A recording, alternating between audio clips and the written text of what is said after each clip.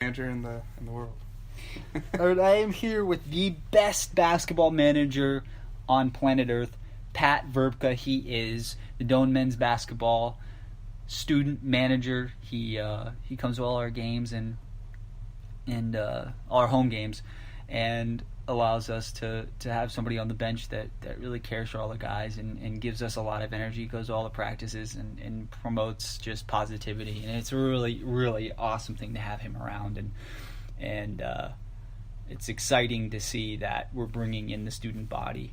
But I think today I really want to talk to Pat about kind of why he enjoys this, why he chose to take this job and chose to show up and do this, and it goes deeper because when you get into the kind of the thick of things, your passion shows because you either quit or you continue to do it, and you've been doing it now for a year and a half. And I think it's an amazing thing because there's so many other things that you do. I mean, you're in band, you're an academic all-star. You have all those really good things going for you, but you choose to do basketball as well, and I think that's an amazing thing. So I guess my first question is why did you choose to do it, and what is your passion for basketball? Why did you choose to kind of stay around it when there's all these other avenues to go in your life? Yeah, I chose to do it because I really like basketball. I wanted to gather some things for my coaching days that hopefully will be upcoming when I'm out of here in a few years, out of Doane. I want to be a social studies teacher a secondary social studies teacher, so 7th through 12th grade. And then I want to be able to coach basketball and other sports as well.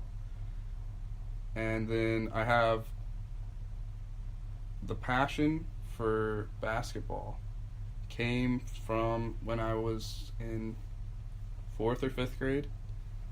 I watched NBA games and college games, and they just got me amped up for basketball. So I would just go around and shoot outside. And I started in 5th grade, I was like 5'2". And then in 7th grade, I'm like 5'11". So I was like the center a lot of the times. And so I really enjoyed working on moves and getting better and being part of a team and I just loved it. I was like, I love what I'm doing. And yeah. Yeah, and on that passion part, I mean, there's so many different things. I mean, you what instrument do you play? Trombone. So you spend, and how many hours would you say you spend practicing every week? Probably about 2.5, about. Mm-hmm. So every week? Yeah. Okay, so you spend your time practicing, you spend your time studying, you spend your time doing basketball and doing all that, but there's a certain look that you have when I see you at the games, and it's just this look of passion, just a look of it's almost like a love, and I kind of want you to kind of riff on that, talk about that. Where does that love, what is that kind of seated at in your heart? Where does that come from? Well, it probably just comes from enjoying the game, enjoying having a good time, being able to support the guys, being able to be part of the team, because I'm part of the team. Maybe some people may not look at it that way, but I'm a part of the basketball team and the program. And I think everybody would say, I am part of the team, I am part of the program. And that look of passion just comes from wanting to win and help the team in any way I can, any way, shape, or form. And yeah. So, was it your parents? Did your parents particularly involved in sports, and do they? They paid my YMCA fee to have me play soccer and basketball, and yeah. So yeah, I guess they got me started. Yeah. And obviously, as parents, they put me through a lot of sports, and then whatever I didn't want to do, I didn't have to, and basketball just stuck. Really stood out. Why? Dribbling a basketball. It started with dribbling the basketball and being able to make shots. When you're good at something, you enjoy it. And my enjoyment came from playing games, going to the Y, shooting around, having a good time working on my game, and getting better. Getting better really helps you enjoy the game more, because there can be, people say some players can like peak out, so to speak, and I don't really buy that in a sense. Like some people may peak at high school and just say, I just don't want to do this. They could get better, but they think they peak, or they just don't want to do it. Yeah. That's fine by them, because they may love other things. But I feel in basketball, whether you quit or not, or whether you stop playing or not, you can always get better at anything you do. And so for you played high school. How long did you play? I played until 8th grade, and then I managed for a little bit in high school, and that kind of went away. I played rec league. And why did you transition from playing to managing? I managed for a little bit, and then in high school I got really busy, because I had a lot of other stuff, band and other stuff, academics and rec league ball.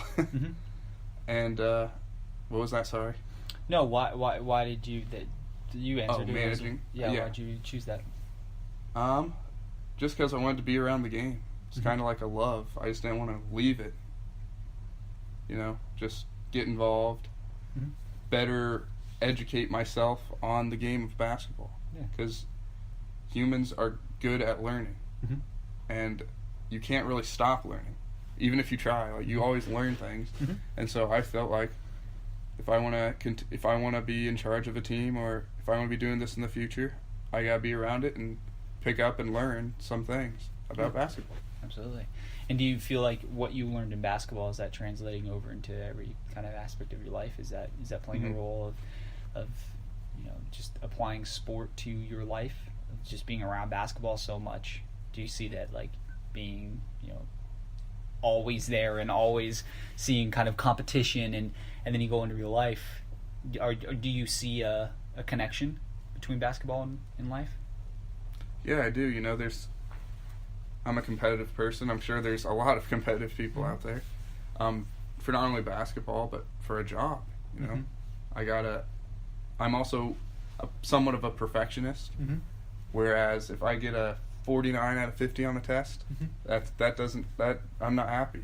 And when I knew I could have gotten 50 out of 50 or whatnot, or I could have studied harder.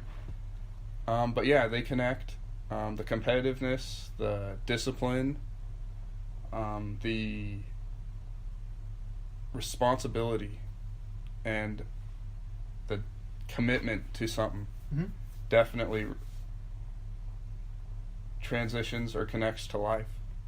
Because if you can get up at 6 a.m. or if you can get to practices on time every time outside of a few hiccups, and because in real life you got to get to your job on time. Like, there's no excuses, because this is your work. You're getting paid. So if you don't show up, or you keep showing up late, they might start questioning you, and you might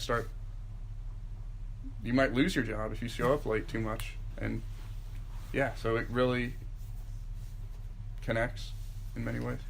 So with that that transition of going from player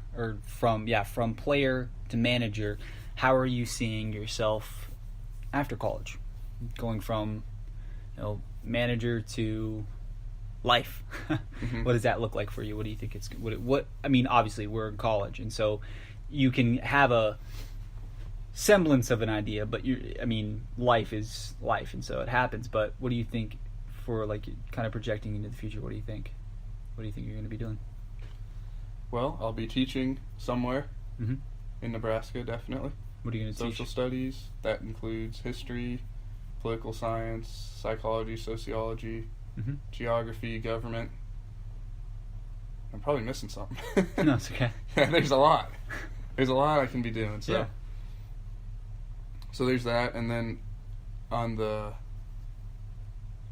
then another part. Usually, teachers are hired and they coach, and so I'd be a coach as well. And I was telling you this earlier, how, and you were saying how it's true that a lot of times coaches may our history teachers, our social studies teachers, and sometimes when there's big games, they put the basketball over education.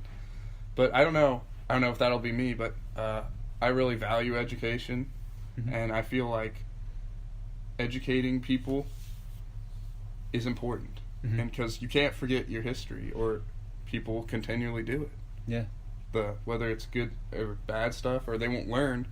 How the heck did America? What's America? You feel like you're adding value through teaching students, and where they can remember it in not just a year or for exams, later on in life. Because I see sometimes surveys and stuff, and people don't remember like the elementary level history facts. How do you propose fixing that with your students?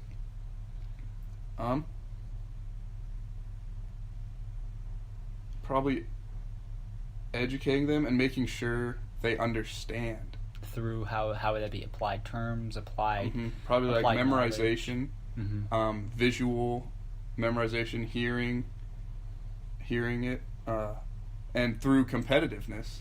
There's a game called Kahoot. I feel like with that competitiveness, they can learn better. Oh, I remembered that term in Kahoot. Bam, puts it on the test. Then I feel like it just adds value, and then just getting it into their, just teaching them the best way I can, and then when they move on, hopefully that sticks with them. Would you say that you've developed a kind of a methodology or are you still kind of in your infant stages of teaching, or would you say that you have kind of a thing that you would like to apply with it when you have your own classroom? I'm still in the stages. It's really opened my eyes to a lot of things. Yeah. Diversity and mental aspect, I may have a student that might be slow or autistic or handicapped, but they're still a person, and I treat everyone fairly and with respect. And so maybe I'd have to teach like that certain person. You might have to teach it differently, or for them, or help them more, but at the same time, I'm still learning for education. I think I can do. I'm just at like the beginning. I've done pretty good. I think I'm doing good. I'm on the right track. I enjoy what I'm doing, but I think I can do more and better by the time I'm in my own classroom. And you feel like that can apply to coaching as well? Being able to to teach and coach? Yeah, that'll be great. You think develop relationships between teacher, student, player, coach. And maybe one day, I'll coach some kid that will go play for, who knows, who might play for a good university, Division I, and then may go to the league, and I'd be like, hey, I coached that guy, I developed him. And and you kind of want to have a lasting impression on students, and you want to have a lasting impression on your players. And how does that? How do you feel like that? This is kind of in wrapping. We have about a minute left, so in wrapping, what is that impact that you want to have? What do you want to leave your future students and players with? For history, really, or for social studies, I want to share my passion with my students, because I feel like that's how I got going. Was one of my history teachers in high school was just super passionate, super good teacher. He really opened my eyes. Like when I was going to my sophomore year, I was like, what if in high school we're talking, it's like, what do I want to do? And then at the end of the year, I was like, history is really interesting. It's like opened my eyes. So I was like, let's try that. And I just have loved it ever since. And I just want to share that passion with them, with the students I have. And then with basketball, you got 30 seconds. How do you want to leave that? I just want to leave. I just want to see it'd be great to see my players develop them in the right way, and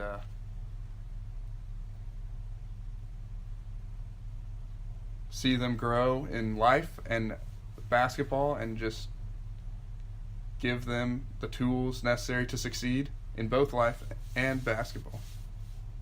All right, ladies and gentlemen, that was Pat Vrbka, Pat, thank you so much for being on the Thanks show, for man. having me. All right.